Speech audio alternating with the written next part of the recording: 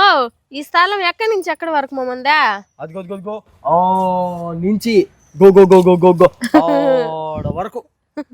ఈ ఒక స్థలమే కాదు మ్యా, మీ నాయన ఇంకా 4 స్థలాలు కొనిపెట్టినాడు అయినా. చెప్పు ఇప్పుడే ఊరంతా ఇగిడైపోయాడావా? ఏడున్నాయి మనకు అన్ని స్థలాల? హెచ్చు మాటలు మాత్రం తక్కువ లేదు మ్యా అమ్మకే.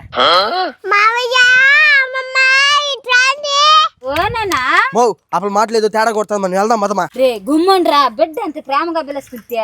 ఓము అప్పుడు మామయ్య నిందంటే నాకేదో ఒకటి వాసిపోతుంది మా పదం మదమాము. నువ్వు రారా ఓర్రా బంగారు తల్లి. మామ అమ్మమ్మ ఈ నవంబరు ఈ నెల 9వ తేదీన బర్త్డే కదా, ఈ స్థలము తాత కొట్టినాడంటే ఇద్దరు నాకు రాసి ఇచ్చేయండి బర్త్డేకి గిఫ్ట్ గా. నేను చెప్పలా ముందే, ఇప్పుడు మామయ్య అంటే నాకు వాసిపోతుందని ఆ ఊరికే దొడుకొచ్చావు నువ్వు. నా మొగుడు ఈ స్థలం కొనేసి నాకే చెప్పలేదు మ్యా, తెల్లారు చెప్పినాడా? నీకాడ తెలిసిపోయింది మ్యా.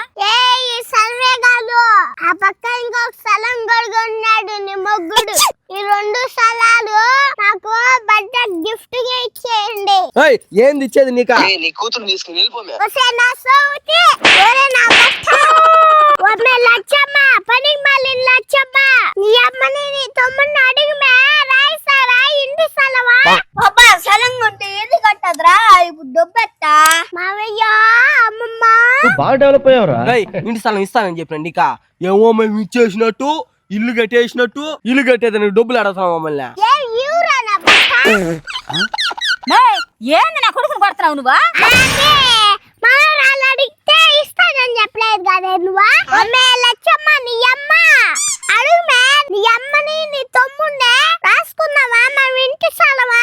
ఏమ్మా 2 స్థలాలు కొంటున్నారంట కదా, ఒక స్థలం ఇవ్వచ్చు కదా మనకా? ఏంది మేము మీకు ఇచ్చేదా?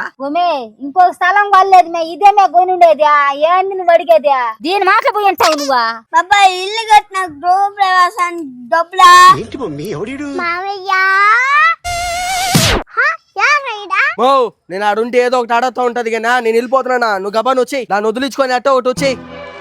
అర్థం లేకుండా ఏమిట్రా మాటలు? అమ్మమ్మ బర్త్డే గిఫ్ట్ అమ్మమ్మ. బర్త్డే గిఫ్టా? ఎట్టపోయింది పోయేనా సవితి, ఇంటి స్థలం రాసి ఇవ్వాలంటే దీనికి ఏదో ఎట్టకారాలు వద్దు. మీ అమ్మ మీ తమ్ముడు వెళ్ళిపోతున్నాడు మే, పట్టుకోమే. లచ్చమ్మ మీ అమ్మ నన్ను అడుగుతా ఉంటారు, గుమ్మ కూర్చోండి. ఏం చూస్తారు డబ్బా? ఇంటి స్థలాలు ఉంటేనే కదా మనం ఇల్లు కట్టుకునేదానికి. ఇంటి స్థలం మన పేరు మీద రాసుకుంటేనే రా ఇంటికి, లేదంటే అర్థమైందా రాజా?